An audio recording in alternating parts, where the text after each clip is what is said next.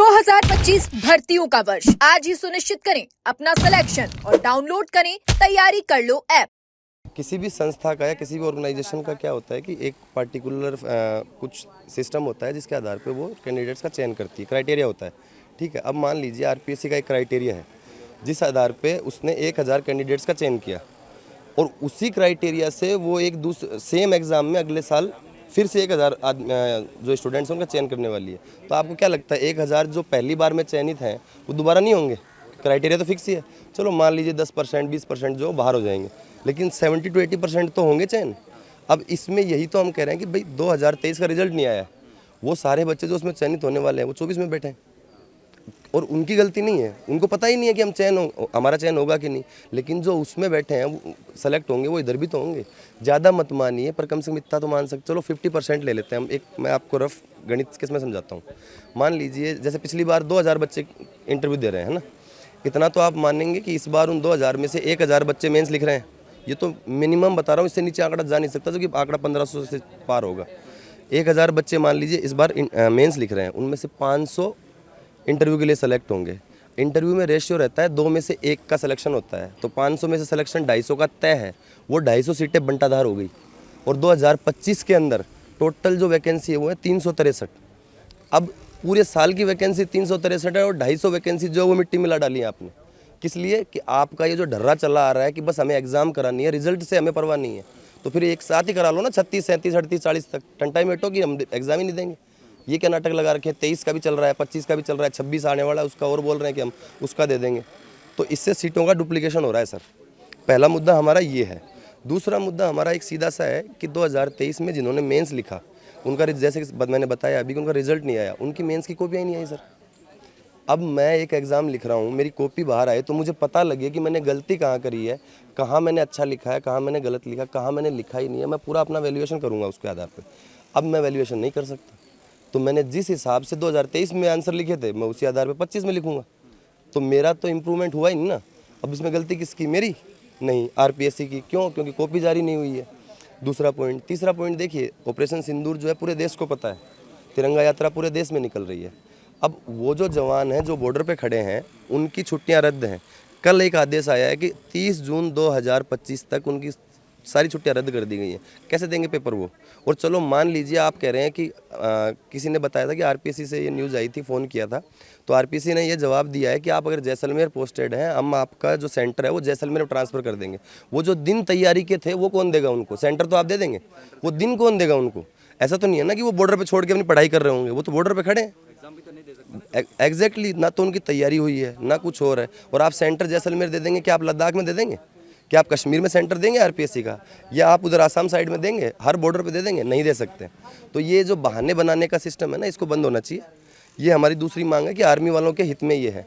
तीसरी चीज़ देखिए, जो बच्चे पहली बार एग्ज़ाम दे रहे हैं, जो 21-22 साल के बच्चे हैं, उनको आधों को तो पता भी नहीं है क्या होने वाला है, क्योंकि वो आए हैं जोश में कि हाँ हमारा प्री क्लियर हो गया है, मेंस हम लिखेंगे। उनको पता ही नहीं मेंस तो तुम लिखोगे, लेकिन जब सीटें ही नहीं रहेंगी भाई, इंटरव्यू के अंदर 2000 सीटें टोटल है, 1000 पिछले वाले बैठे हैं, तुम क्या कर लोगे 1000 के अंदर? वो बाहर हो जाएंगे। फिर जिसका आखिरी अटैम्प्ट है वही डुप्लीकेशन वाली जो चोट है वो आखिरी अटैम्प्ट वाले के ऊपर भी होगी, वो भी बाहर है। एक्स सर्विसमैन जो कह रहे हैं उनके साथ भी यही प्रॉब्लम हो रही है कि पिछली बार की भर्ती में जो एक्स सर्विसमैन बैठे थे वो इस बार फिर बैठे हैं। अब बोले हमारे साथ में भी यही है, उनकी सीटें जितनी आती हैं वो बोले आधी सीटें खराब हो जाएंगी। ये सारे जो हैं, इनमें से कोई भी मुद्दा ऐसा नहीं है जिसे नकारा जा सके। इनके ऊपर हर एक मुद्दे के ऊपर बहस हो सकती है और हर एक मुद्दे में हमारे जो तर्क हैं वो हमारी तरफ हैं। बाकी मैं आपको सही बताऊं, आर्मी वाला जो पॉइंट है वो हमारे ये आर्मी पर्सनल है, हमारे साथ, ये बताएंगे आपको ज़्यादा बेहतर तरीके से। जी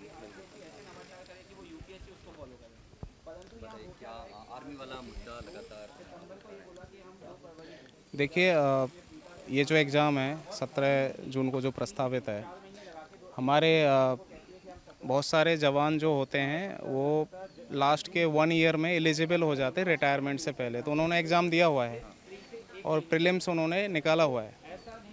तो अब उनको, क्योंकि ये ऑपरेशन सिंदूर हुआ है, इसके चक्कर में पोस्ट चेक्स बहुत होते हैं। कुल मिला के उनको हो सकता है 2-4 महीने उनको छुट्टियाँ ही ना मिलें। तो इसलिए एक जो अवसर की समानता जो है और जो न्याय का जो सिद्धांत जो हमें कहता है वो ये कहता है कि आप बराबर मौका दें सबको। अब वो 50, 60, 70 जितने भी लोग हैं वो जब एग्ज़ाम में बैठ ही नहीं पाएंगे तो फिर क्या औचित्य है ऐसी परीक्षा का। इससे फिर जो हम बोलते हैं कि एडमिनिस्ट्रेटिव एक्सीलेंस आता है, तो मैं नहीं समझता कि ऐसी चीज़ों से वो आता है। आप सबको बराबर का मौका देंगे तभी ये सब संभव हो पाता है। एक बात मैं आरपीएससी की बता देता हूँ कि ये इसका जो पिछली भर्ती का रिजल्ट आया था वो 2 जनवरी को आया था। ये 21 अप्रैल से इंटरव्यू शुरू करा रहे हैं, यानी कि ऑलमोस्ट 4 महीने बाद। ये within 15 days to 20 days ये इंटरव्यू स्टार्ट करा सकते थे, क्योंकि इन्हें पता था कि 17 जून को एग्ज़ाम लेना है। तो ये जिम्मेदारी आरपीएससी की है ना, तो इन जिम्मेदारियों से भी उनको नहीं भागना चाहिए और नैतिक अपनी जिम्मेदारी लेते हुए ये एग्ज़ाम पोस्टपोन करना चाहिए। इन सब की तैयारी अच्छी है, इनकी तैयारी में समस्या नहीं है, लेकिन ये न्याय और हक के लिए यहाँ खड़े हैं, सिस्टम के लिए खड़े हैं।